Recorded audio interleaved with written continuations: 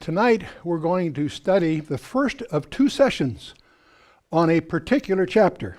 So we're calling this the fulcrum of the entire universe.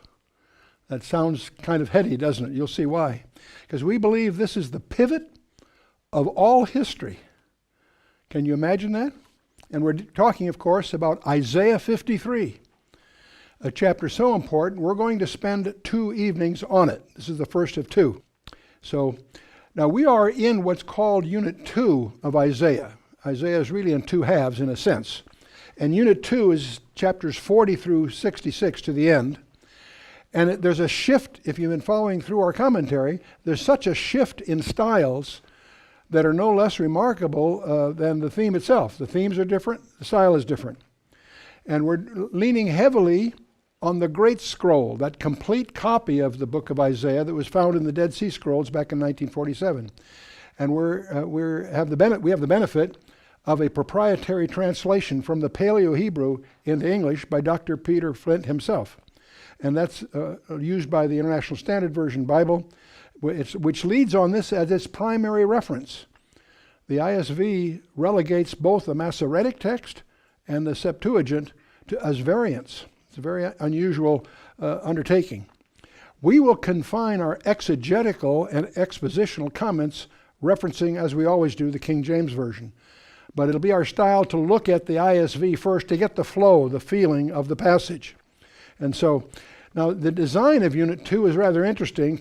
From chapters 40 through 48 is the purposive piece. From 49 to 57, the pensive piece. And 58 to the end, the program piece.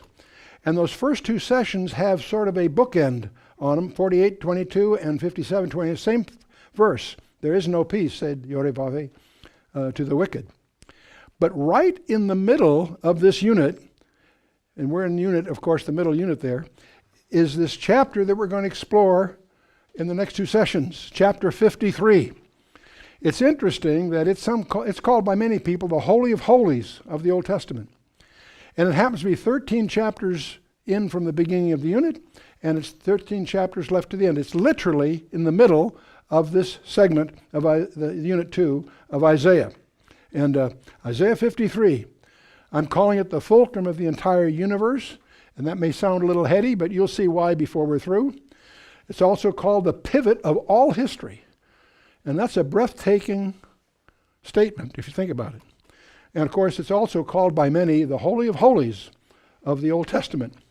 And the reason it has these appellations on it is that these 12 verses that make up chapter 53 really, as you will see, are a summary of the entire New Testament in 12 verses.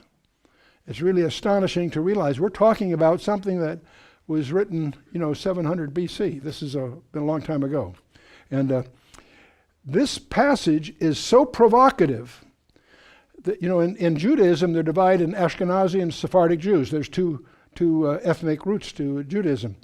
The Ashkenazi Jews removed this chapter from their Bibles. They were so disturbed by it. And fortunately, the Sephardic Jews did not.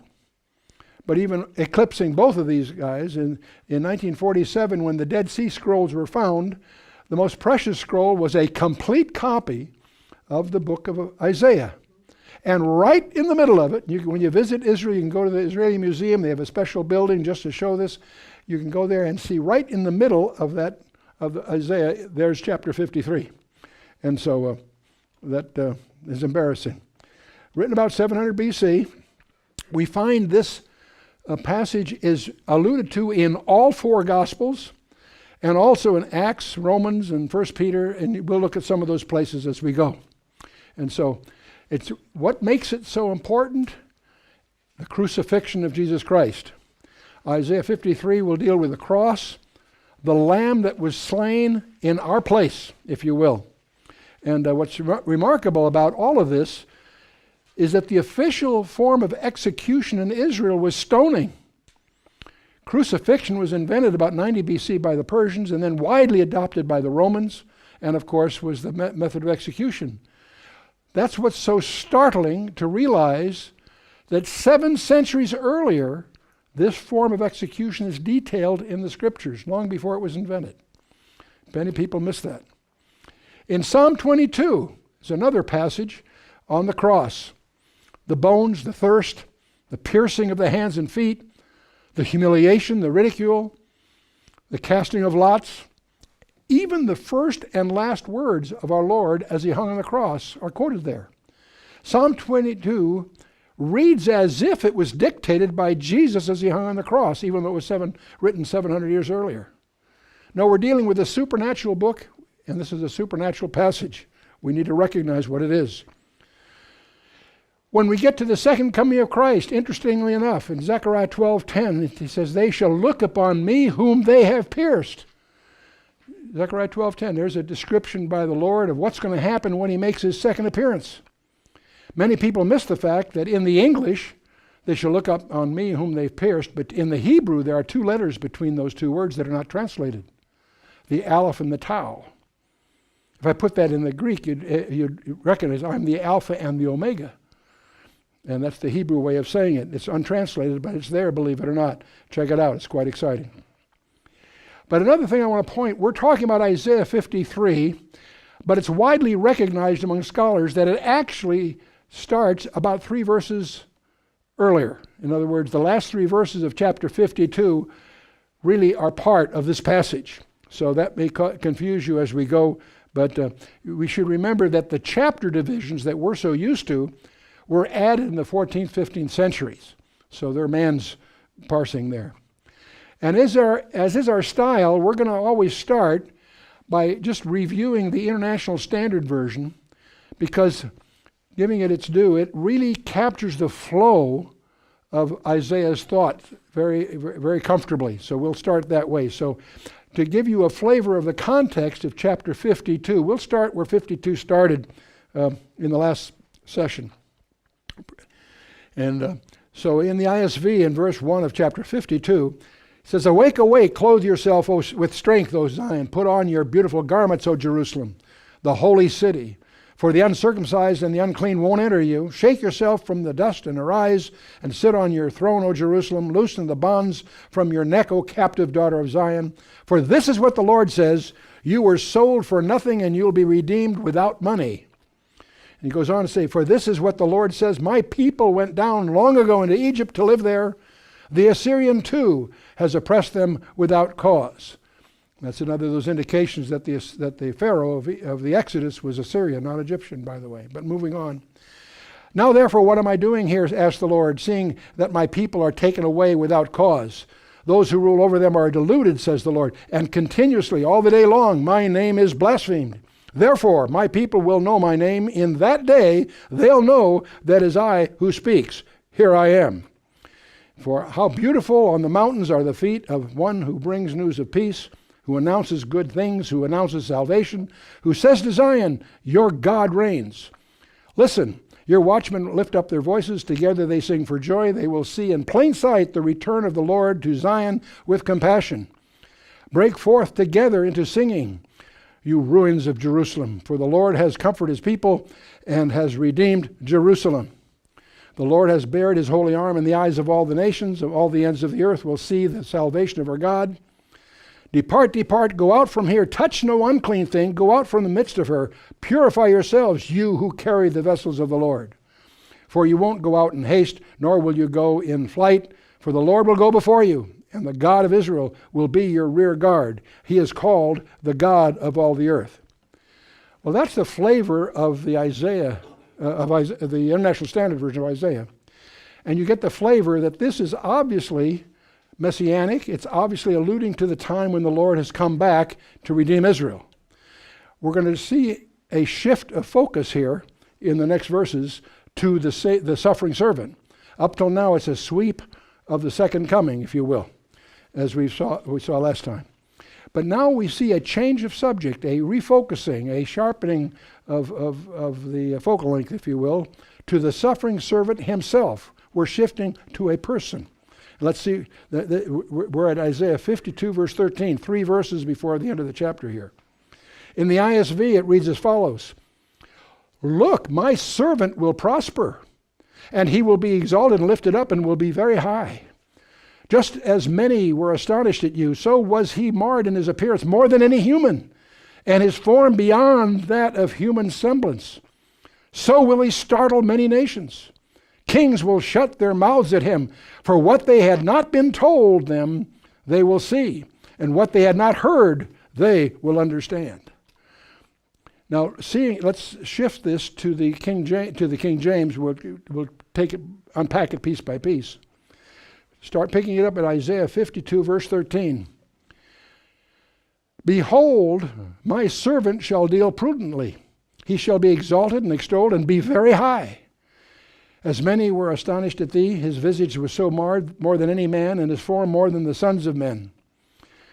So we see here, in even the King James, you recognize right away there's a change of focus from the world at large of the second coming to the person, my servant. He'll deal prudently. And shall be exalted and extolled and be very high.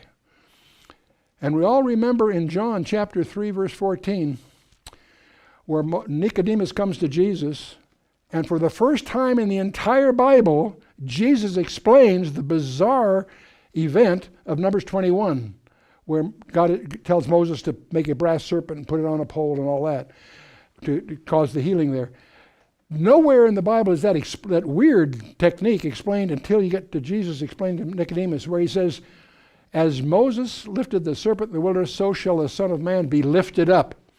And that gives rise to the most famous verse in the Bible.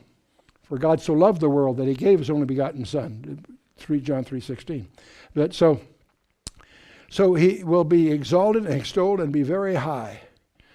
I'm always intrigued when I go to Israel. I've got some theory, somebody has a theory that the cross is really not that high, and they talk about that. They haven't read Numbers 21, they haven't read John 3, and they haven't read Isaiah 52:13. It's just an example. No, it was high by design, but we'll move on here. And then we have this verse 14, in which even the King James translators deliberately toned it down because they didn't think you could handle the literal. In your King James it says, and many were astonished at thee, his visage was so marred more than any man, and his form more than the sons of men. If that confuses you, that's deliberate. That passage actually should read more like this. So marred from the form of man was his aspect, that his appearance was not that of a son of man. Jesus was so abused in the torture and all of that, he was not recognizable as human. In fact, Isaiah tells us a detail that is missed in all the New Testament movies and stuff. From Isaiah 50, verse 6, we know that they had ripped off his beard, if you can imagine that. We dealt with that before. We'll go on here. Verse 15, so shall he sprinkle many nations. And the word sprinkle there is the same word that's used in ritual sprinkling that's done by one who's pure and innocent. It's a priestly term. So shall he sprinkle many nations, the king shall shut their mouths at him. For that which had not been told them shall they see, and that which they had not heard shall they consider. And we explored that in the previous session. That's the exact passage that refers to this confused Ethiopian treasurer that Philip is supernaturally brought to explain. And we covered that before, so I'll leave you with that for now. But so that's the encounter. That's, I believe, the encounter with the Ethiopian treasurer that we explored in Acts chapter 8. Okay, now we're in chapter 53, and is our style. Let's look at it first, just an overview as the International Standard Version would render it. 53, verse 1. Who has believed our message? And to whom has the arm of the Lord been revealed?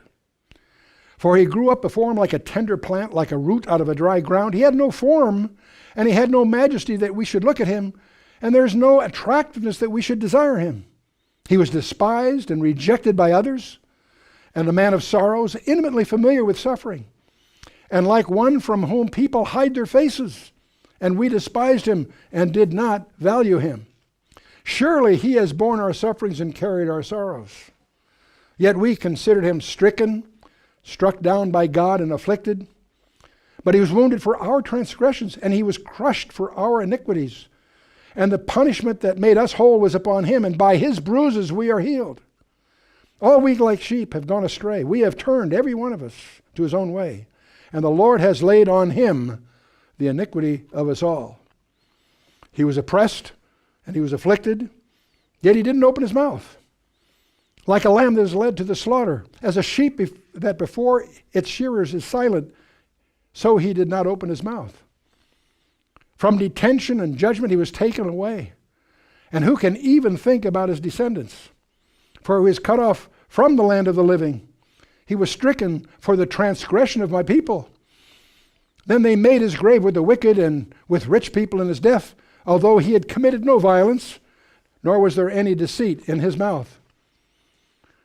And then it shifts to the exaltation of the servant. Yet the Lord was willing to crush him, and he made him suffer. Although you make his soul an offering for sin, he will see his offspring, and he will prolong his days, and the will of the Lord will triumph in his hand. Out of the suffering of his soul, he will see light and find satisfaction. And through his knowledge, his servant, the righteous one, will make many righteous, and he will bear their iniquities. Therefore, I will allot him a portion with the great, and he will divide the spoils with the strong, because he poured out his life to death and was numbered with the transgressors. Yet he carried the sins of many and made intercession for their transgressions. Wow, okay, that's the ISV. You get the flavor of it. It's so close to the King James, it sounds even familiar with a modern translation. But let's shift gears and take a look at piece by piece. This first verse, I'll come back to at the end because it has a surprise in it. But who hath believed our report? And to whom is the arm of the Lord revealed? This is actually quoted by John in his gospel. Let's take a quick look at it. Verse 38, where John points out that the saying of Isaiah the prophet might be fulfilled, which he spake, Lord, who hath believed our report? And to whom hath the arm of the Lord been revealed? That's a quote, obviously, from what we just read. Then he goes on to comment, therefore they could not believe, because that Isaiah said again, he hath blinded their eyes and hardened their heart, that they should not see with their eyes nor understand with their heart, and be converted, and I should heal them. Now, it's interesting that verse 38 is a quote from Isaiah 53. The second part is a quote from Isaiah chapter 6. And I was just joyed for tears as a teenager. I ran into this, and I just regard verse 39 as a treasure. Because that verse saved me hours of boring library research, researching all these wannabes that tried to explain they're really two Isaiahs and all the so-called Deutero-Isaiah nonsense. You can waste a lot of time. Why is it a waste of time? Because here, John cuts through it all. Because the Isaiah that quoted from Isaiah 53 and the Isaiah that quoted from Isaiah 6, he says, therefore they could not believe, because that Isaiah said again. In other words, John is telling us, the Bible is telling us, there's one Isaiah. The guy that wrote Isaiah 6 is the same guy that wrote Isaiah 50. And knowing that will save you a lot of money buying wasteful, nonsense commentaries, and it'll save you a lot of library time chasing these foolish errands. But we'll move on here. He continues, these things said Isaiah when he saw his glory and spake of him. In other words, that all occurs in Isaiah chapter 6.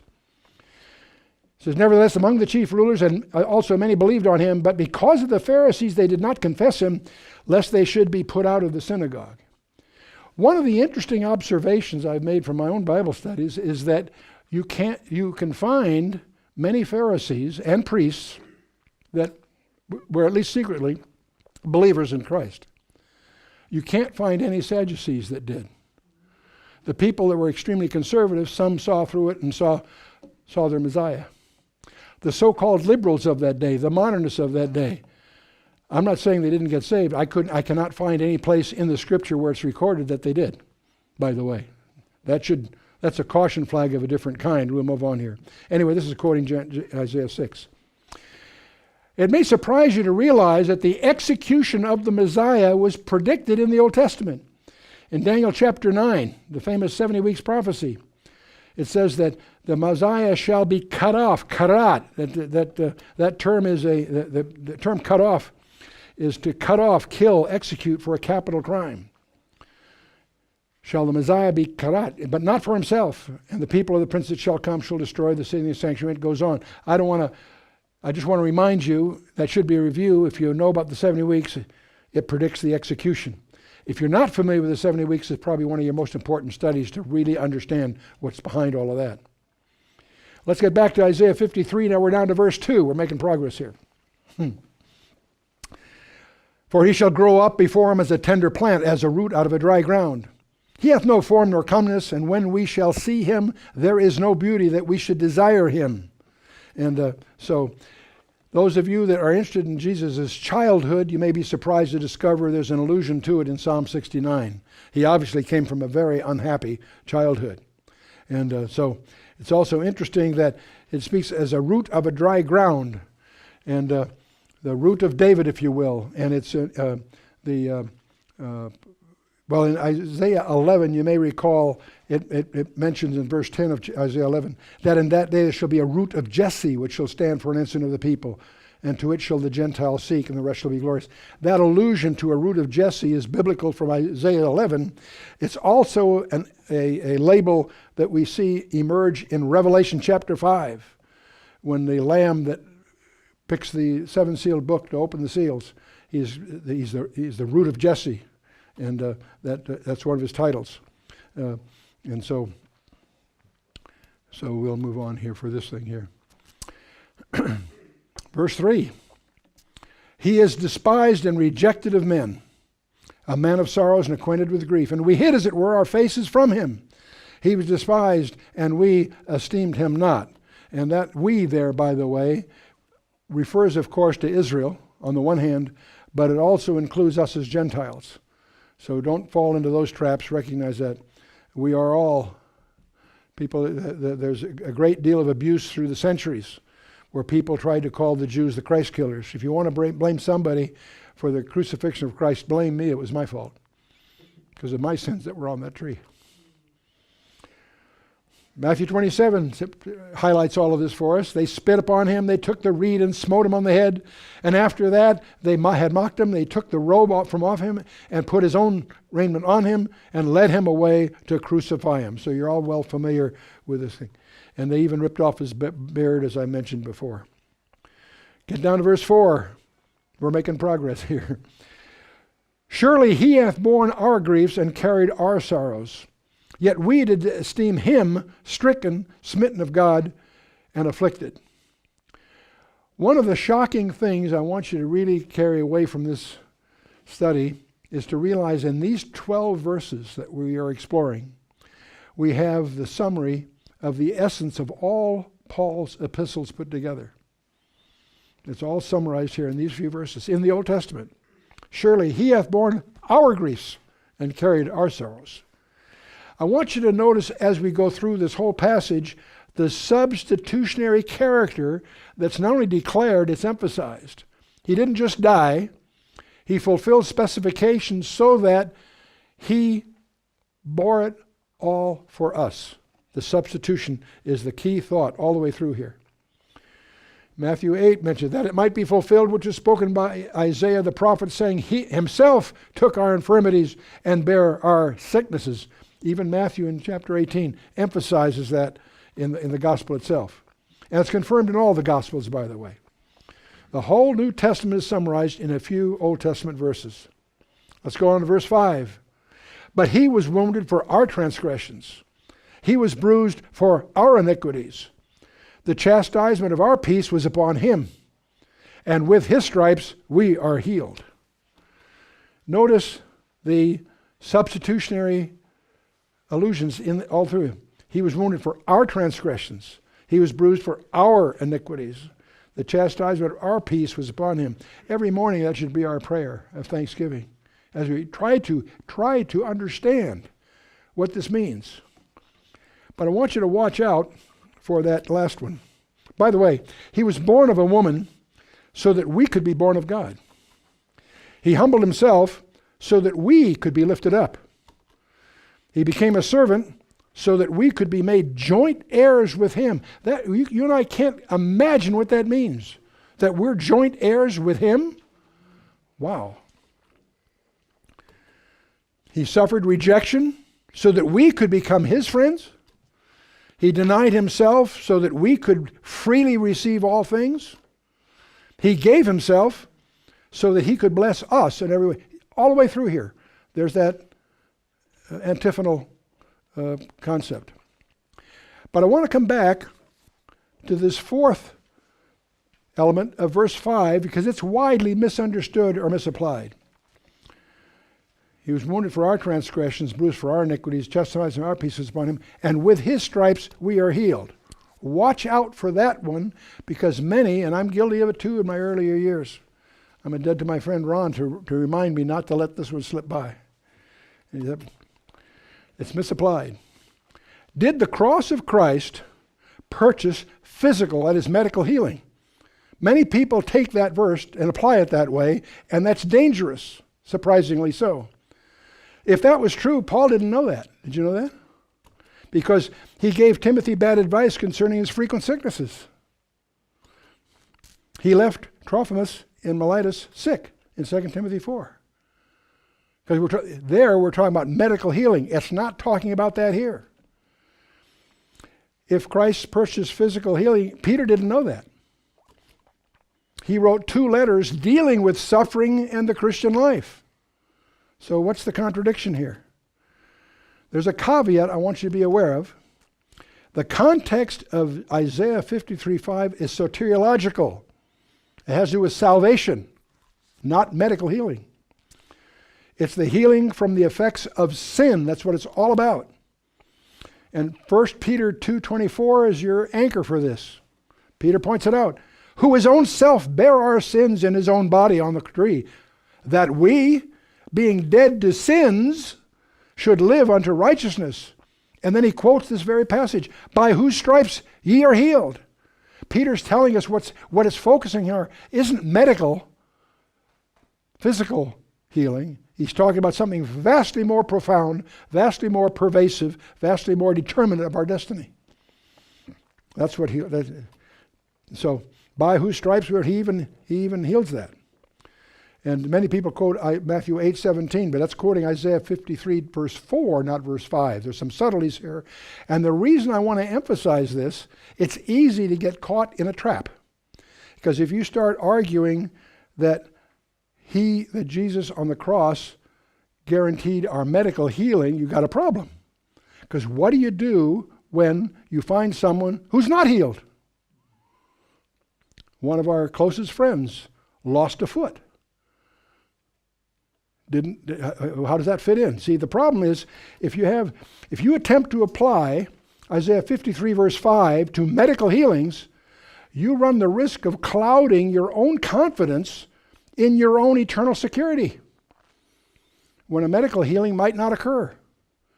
You encounter God's sovereignty is involved in every healing, every medical healing. Often God will heal miraculously, fantastic. Sometimes he doesn't, and he has his reasons. And if your eternal security hangs on God's medical healing in a situation, you're asking to get confused. Your security in Christ vastly overshadows everything else, including medical issues. And your authorities for that there are dozens of them. John 10, verse 28 and 29. We are in the palm of his hands, in the palm of his Father's hand. There are 2 hands involved. Romans chapter 8, starting at verse 28 to the end of that chapter, I tab in my Bible. Whenever there's a cloud in my horizon, I just jump right into Romans 8, the last half of verse 28 to the end. I always check to make sure that's there. You cannot read verse 28 to 39 of Romans 8 and have any doubt about where you stand with respect to the Christ. And in fact, that's so important. We've done a special study on that, which if you haven't been through it, we encourage. To me, that is not an optional doctrine. That's an essential foundation for your own fruitfulness in the Lord's ministry. If you have doubts about where you stand with respect to Christ, there's no way you can be an effective ambassador for our Christ. Because your confusion will be translated, your uncertainty will be contagious. No. You need to nail this one down for real. It's what I consider essential spiritual hygiene. Okay, now we get to verse 6, and I know it's very familiar to all of us. All we like sheep have gone astray. We have turned every one to his own way. And the Lord hath laid on him. I almost want to put the adversative conjunction there. But the Lord hath laid on him the iniquity of us all. We have no idea to imagine what that involved. Paul tells us in 2 Corinthians 5:21, for he hath made him to be sin for us, who knew no sin, that we might be made the righteousness of God in him. You and I can't imagine what that means. How we can take a holy, perfect Jesus and make him sin on our behalf. We have no concept of what that means. That's a gap that we can't even imagine, and yet bridged by God for our benefit. That all we like sheep have gone astray. We have turned everyone. The Lord has laid on him the iniquity of us all. Again, all the way through this passage, there's this declaration of substitutionary death. For he hath made him to be sin for us who knew no sin, that we might be made the righteousness of God in him. That he hath made sin for us. And I don't think you and I can imagine what that must mean. He was oppressed and he was afflicted, yet he opened not his mouth.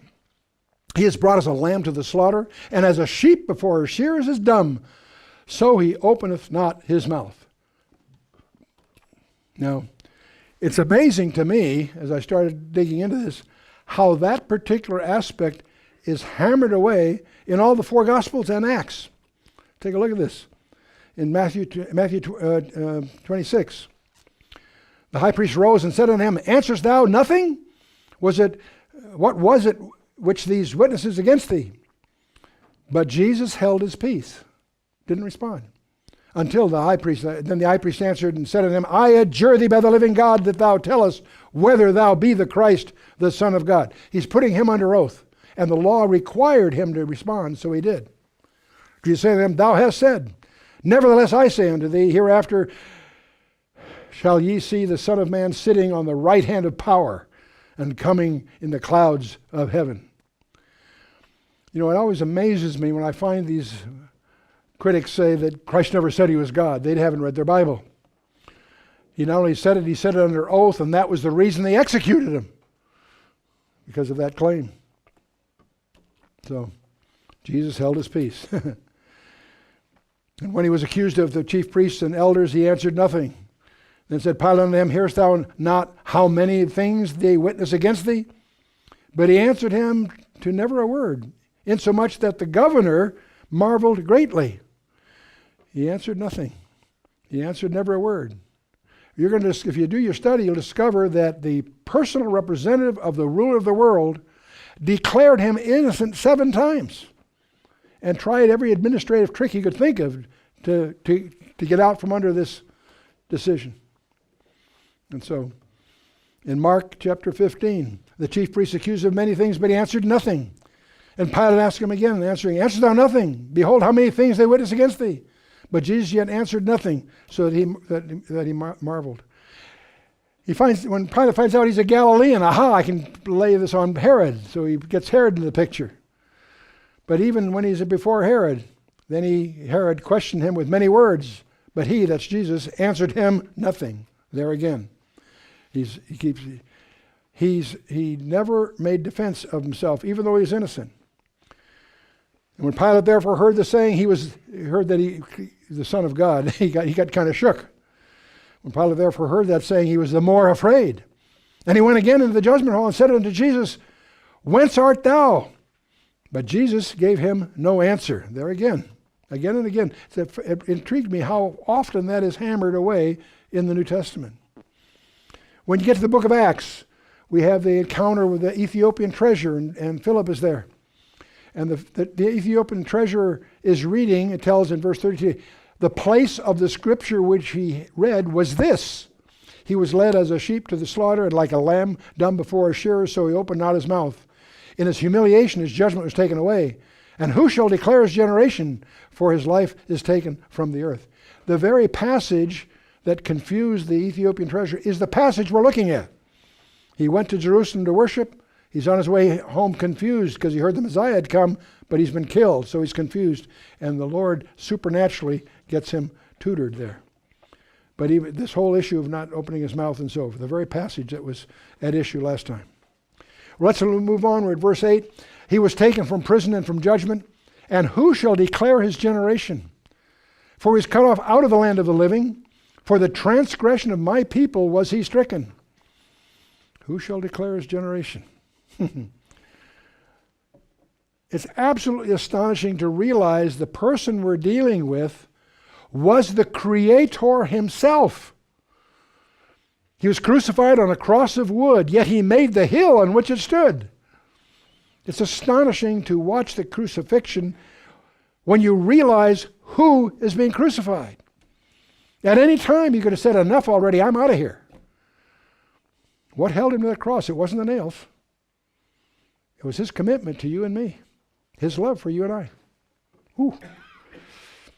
And let's take a look at a couple places here. Matthew 27. And Jesus stood before the governor, and the governor asked him, saying, Art thou the king of the Jews? Jesus said, Thou sayest. And when he was accused of the chief priests and the elders, he answered nothing. But said Pilate unto him, Hearest thou not how many things they witness against thee? And he answered him, Never a word. Insomuch that the governor marveled greatly. Pilate was impressed. Now at that feast, the governor was wont to release unto the people a prisoner whom they would. And they had then a notable prisoner called Barabbas. You all know the story. But I urge you to study the predicament of Barabbas. Very interesting one. Pay attention to Barabbas. Why? Because the guilty and the innocent change places. The one that was guilty was declared innocent, and the one that was innocent was declared guilty. And why is this so important? Because you and I are in Barabbas' shoes. Everything that was true of him is true of you and me. We know we're guilty. We know he's not. He was innocent. And yet we change places. Our guilt was placed on him. Wow. And vice versa. 7 times Pilate declared him innocent. Starting at Luke 23, there's 25 verses you can go through. Then said Pilate to the chief priests and the people, I find no fault in this man. A few verses later, as soon as he knew that he belonged into Herod's jurisdiction, he said Herod to himself, who also was at Jerusalem at the time. Then he questioned him in many words, but he answered him nothing. Behold, I've examined him before you, Pilate speaking, have found no fault in this man in touching these things whereof you accuse him. Pilate, if you go through it, actually says this 7 different ways. Okay, we get to verse 9. We're getting there. And he made his grave with the wicked and with the rich in his death, because he had done no violence, neither was any deceit in his mouth. You know, that's kind of strange. He made his grave with the wicked, and yet he's with the rich. That sounds like a paradox, doesn't it? How interesting it is. It's interesting that his grave is in an area that's surrounded by other graves. But strangely enough, Andrew Bonar, in his commentary on Leviticus, builds a description of the tomb of Christ by being carved out of the rock as being Levitically clean, even though it's in the... He describes the garden tomb. As you read his commentary, it's quite impressive, especially if you visited there, you know what it's like. You see the description there. The shocker is that Andrew Bonar's commentary on Leviticus was published 40 years before General Gordon discovered what we now call the garden tomb. That blew me away when I first discovered that. And he described, just from the text of Leviticus, Andrew Bonar put together what we now take for granted having seen it there. There are actually, believe it or not, 18 specific specifications in the biblical text that the garden tomb fits. They don't present it that way. They present it just as being representative. They don't oversell it. To their credit, I understand that. On the other hand, I can tell you candidly, having spent a lot of time on this one, I happen to believe, that doesn't mean I'm right, but I happen to believe the garden tomb is the tomb. And I have 18 specifications that support that. And so it was clearly the tomb of one of the richest people in the area. And so it was among the graves of the wicked, and yet it was the rich in death. That is very accurate there. In Matthew 27 again, we lean on that pretty heavily in this study. Starting verse 57. When even was come, there came a rich man of Arimathea named Joseph, who himself was Jesus' disciple. He went to Pilate and begged the body of Jesus. Then Pilate commanded the body to be delivered. That's an interesting verse, because you need to realize an average person couldn't go make an arrangement to go see the personal representative of the ruler of the world. Joseph was obviously one of the most connected, most influential people alive at that time. He also, the Roman law seems to imply that he also had to be the next of kin to get the body. And it's my understanding that there was a dialogue between Pilate. He was amazed when Joseph comes for that request. He says, you're going to take this brand new tomb you set aside for your family, and you're going to give it to this criminal? And Joseph says, oy vey, it's just for the weekend.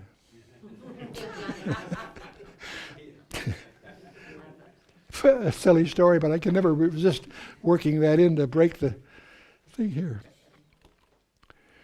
But actually, when Joseph had taken the body, he wrapped it in a clean linen cloth, and he laid it in his own new tomb, which he had hewn out in the rock, and he rolled a great stone to the door of the sepulchre and departed. And so there you have it. He had hewn it out of the rock. That turns out to be Levitically required if there are wicked graves around, to separate it Levitically from make it pure. But there's another episode that I find very illuminating. Continuing verse 63 of Matthew 27.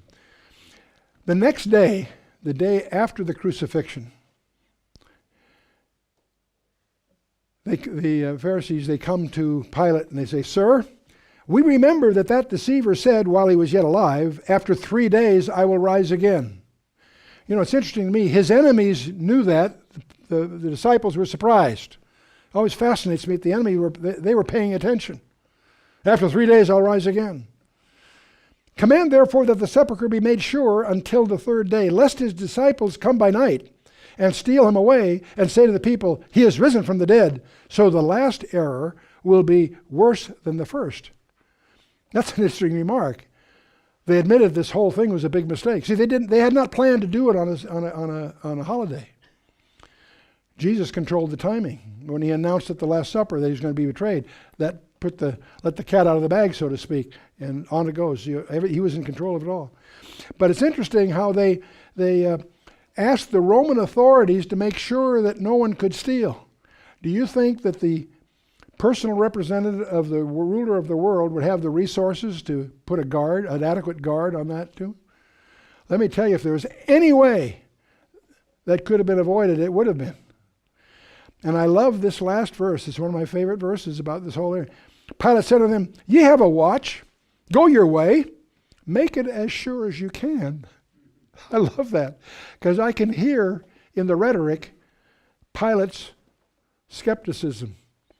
He knew that no matter what they did, I think when he found out the tomb was empty, he was not surprised. I see a growing insight here. Now there are all kinds of legends about what happened to Pilate later, 3 or 4 totally different kinds none of them have any real authority. The Coptics in Egypt have a tradition that he became a believer. They're the only ones that have go in that direction. We don't. It's been studied. None of the traditions about him have any substantiation, so we don't know. But I can tell you, probably from studying the whole text of that fateful day, I will not be surprised if when I get to heaven I find Pilate there. I know Nebuchadnezzar will be there for a number of reasons. It wouldn't surprise me to have Pilate there. It wouldn't surprise. Okay, make it as sure as you can. I love that. Verse 10. Yet it pleased the Lord to bruise him, he hath put him to grief. When thou shalt make his soul an offering for sin, He shall see his seed, he shall prolong his days, and the pleasure of the Lord shall prosper in his hand. And Peter talks about this in the first letter in the second chapter. Who did no sin, neither was guile found in his mouth. Who, when he was reviled, reviled not again. When he suffered, he threatened not, but committed himself to him that judgeth righteously. Wow. And well, let's go to verse 11. He shall see the travail of his soul, and shall be satisfied. By his knowledge shall my righteous servant justify many, for he shall bear their iniquities. Wow. So, and we have a couple of verses. We'll take a look at this. In Acts 13, we have Paul preaching at Antioch in Pisidia. And Paul points out, be it known unto you, therefore, men and brethren, that through this man is preached unto you the forgiveness of sins. And by him all that believe are justified from all things, from which ye could not be justified by the law of Moses. And that's preached by a Pharisee of Pharisees. Wow. Romans chapter 5, Paul continues, but not as the offense, so also is the free gift. For if through the offense of one many be dead, much more the grace of God and the gift by grace, which is by one man, Jesus Christ, hath abounded unto many. And he goes on a few verses later, he says, therefore, as by the offense of one, judgment came upon all men to condemnation. Even so, by the righteousness of one, the free gift came upon all men unto the justification of life. Wow. And we get to the final verse here in 53, Isaiah 53. Therefore will I divide him a portion with the great, and he shall divide the spoil with the strong, because he hath poured out his soul unto death. He was numbered with the transgressors, and he bare the sin of many, and made intercession for the transgressors. And that last thing is staggering when you really think about it. And we'll take a look at it here in a couple places. In Luke 23, verse 24, then said Jesus, Father, forgive them, for they know not what they do. When you get to that verse, after the trauma of the whole events of that fateful day, forgive them, for they know not what they do. And they part his raiment and cast lots as it goes on. In Romans, we also have a summary statement, 3:25, whom God hath set forth to be a propitiation through faith in his blood, to declare his righteousness for the remission of sins that are past through the forbearance of God. Now the word propitiation is kind of a big word. In the Greek it's also a big word, hilasterion. And it's a word that means appeasing or expiating or propitiation. And it's the term that's used for the mercy seat, used as the cover of the Ark of the Covenant in the Holy of Holies, which was sprinkled with the blood of the expiatory victim on the annual Day of Atonement, on Yom Kippur, if you will. So that's that term. So Yom Kippur is the anticipatory acting out of it. What we see at the cross was the event itself, indeed. And so, now what you can do, and I encourage these just a list to get started, you'll discover that what we're talking about in this chapter is a chain all through the Bible. You can visualize it starting at Genesis 3:15, where God declares war on Satan and creates a title, the seed of the woman, title of the Messiah. And it goes on through a lot of references, but you get to 2 Samuel 7 when David is singled out to be the special player in the whole drama. You get to Psalm 2 where God is going to actually have war with those on the earth that are against him. Psalm 2 is a discussion among the three members of the Trinity, Father, Son, and Holy Ghost. Fascinating chapter. And you get to Psalm 22. The first 18 verses sound like they were declared by Christ as he hung on the cross. And Isaiah 7, we have the virgin birth declared. We have 9:6, you see it on your Christmas cards. For unto us a child is born, unto us a son is given. Those are not synonyms. The child was born in Bethlehem. The son was given at Golgotha. Same person, a different aspect. Well, we can go down here, Isaiah 52 and 53. That's what we've been dealing with tonight. And Isaiah 61, the first two verses where Jesus declares his mandate at the synagogue in Nazareth and stops at a comma. You want to understand why he stopped at that comma. Daniel 9, the 70 weeks, you need to master that. Micah 5:2, that he would be born in Bethlehem, and much else is tucked away in that verse. Zechariah 9:9, he's going to ride that donkey. That's the one time, the only time he presents himself as a king to Jerusalem. A very key day. He's betrayed by 30 pieces of silver, and on it goes. Incredible little segments in Zechariah. And of course the Gospels. I put Matthew here, but I encourage you to make your own list. Make your own study. Track the first advent of Jesus Christ throughout the Bible. When you take the second advent, you'll discover it has a fork. There's two different groups of things you'll discover, but that's a whole other study. We'll go at another time. I want to come back to this first verse. Who hath believed our report? To whom is the arm of the Lord revealed? Almost everybody that studies Isaiah 53 recognizes it as a piece of prophecy. It may come as a shock to realize that Isaiah 53 actually hasn't happened yet. What do I mean by that? Technically, this passage has not been fulfilled yet. Why? Because what it's really recording, to whom is the arm of the Lord revealed? It's recording the rejection of Israel and their subsequent discovery of their Messiah. See, it speaks of the nation of Israel discovering that Jesus is their Messiah. It is a prediction of their initial rejection and their subsequent discovery.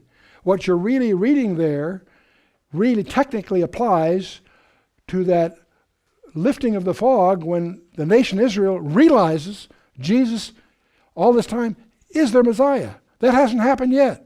Is it coming to happen? Yes. And is that the world going to be changed? That's when you have the 144,000, all that going on. But so I want you to be sensitive to that. In any case, that's going to be a subject of coming chapters. We'll get into some of that. Just be aware of that. I don't want to.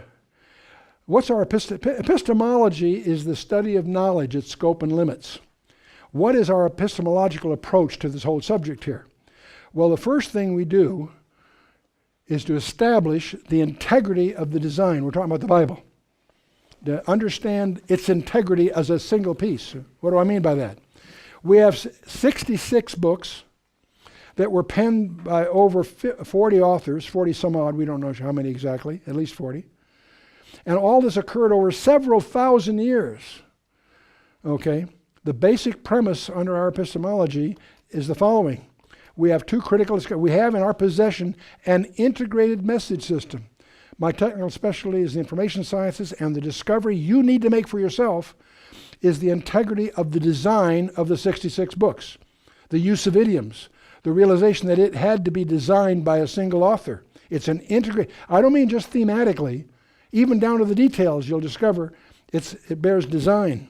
66 separate books, over 40 different guys who didn't even know each other, over thousands of years. Every detail is there, get this, by deliberate design. How can that be? How can people, thousands of years, write about things they have no experience with the details that are staggering? That leads you to a second discovery related to the first. That means the origin of this package, this message system, had to come from outside the dimensionality of time. Thanks to Einstein, we know that time is a physical property. God is not somebody who has lots of time. He's outside time altogether, and he demonstrates that by when he sends us this message that demonstrates he's outside time. We need to grasp that. Okay? Now, so the first thing we do, we establish the integrity of the design, and what we discover then, that Jesus is on every page. He's not just in the New Testament.